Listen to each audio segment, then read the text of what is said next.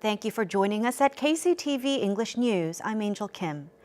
The provincial government has formally passed an ordinance designating April 3rd as a regional public holiday starting this year. The holiday will only apply to civil servants and public sector employees.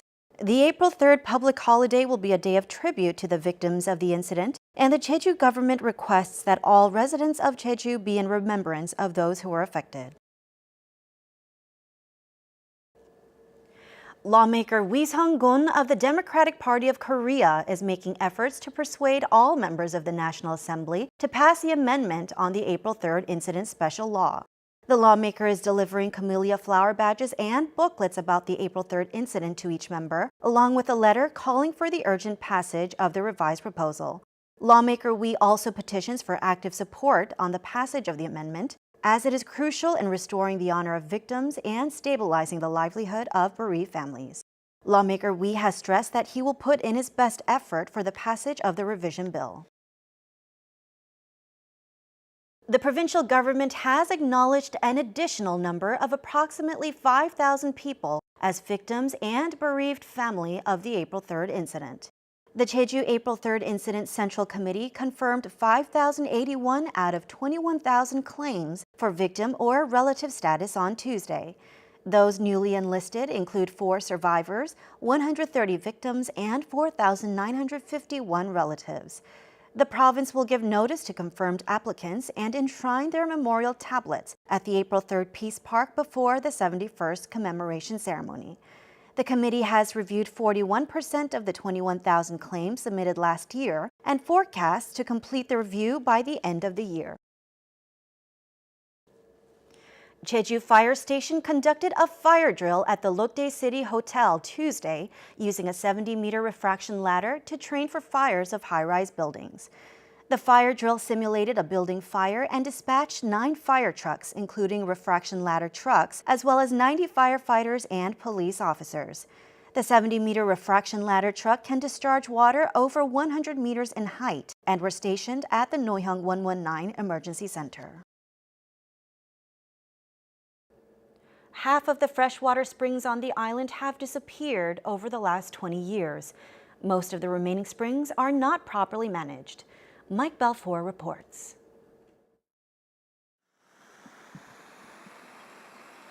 The source for this freshwater spring has dried up. A water resource for local residents, the Yongsongmo Spring provided fresh water to the Sambyulcho military unit that fought against Mongolian forces during the Goryeo dynasty. The water yield has diminished due to development projects. The spring is now almost empty.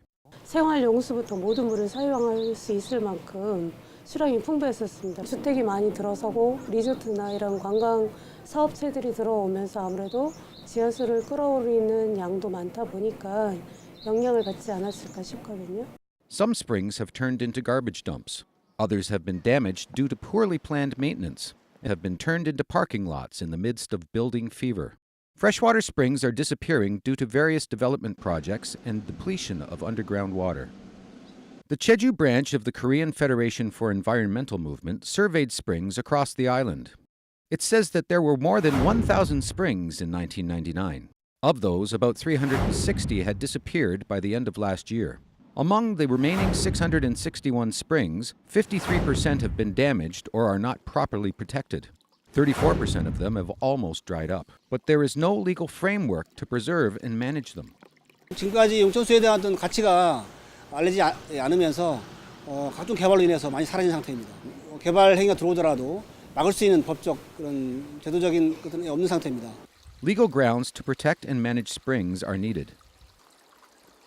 용천수에 대한 조례는 있어요. 근데 이게 특별법에 돼 있지 않기 때문에 이게 활용할 수가 없는 부분입니다. 그래서 빠른 시일 내에 특별법에 용천수의 항목이 들어가야만이 조례가 연계될 수 있는 부분들이 있기 때문에. Freshwater springs were a precious water resource to islanders. These days, the springs and the memories associated with them are disappearing as a modern water supply system and unchecked development take over. Mike Balfour, KCTV.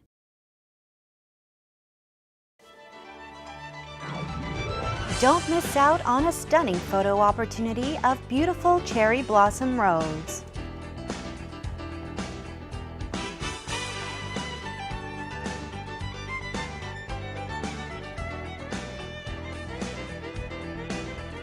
Enjoy breathtaking views of tulips at the Hallin Park Tulip Festival.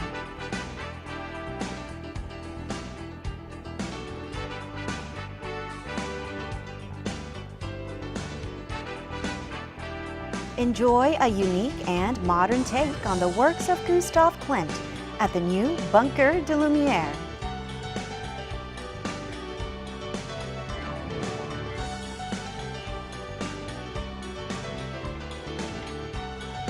Stroll along flower-lined roads in Kapado during the island's Green Barley Festival.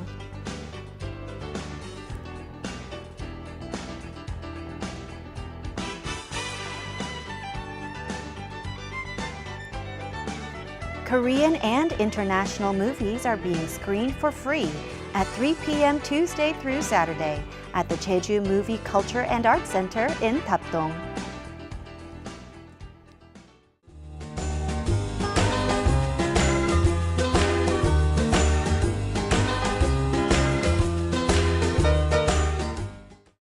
Taking a look at our weather. Looks like we'll have cloudy skies all day Friday, but the temperatures will stay in the upper teens around the coast. For the details, here's your forecast. The morning low in Jeju City will be 11 and the afternoon high 17 degrees.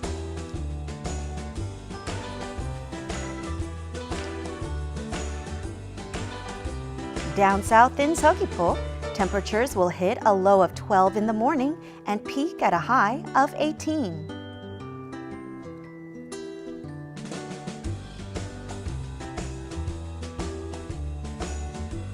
Over in Seongsan, expect a low of 10 and an afternoon high of 18 degrees.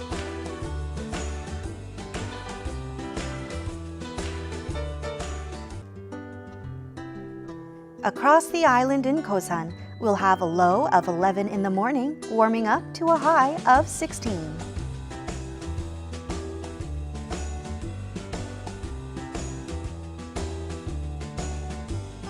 And up on the mountain at Songpanak, the morning will start with a low of 7, topping off at 13 degrees.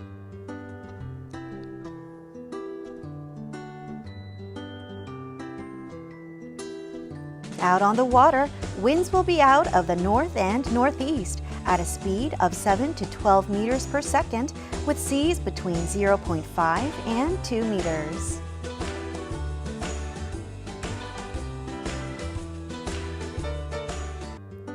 And here's a look at the extended forecast.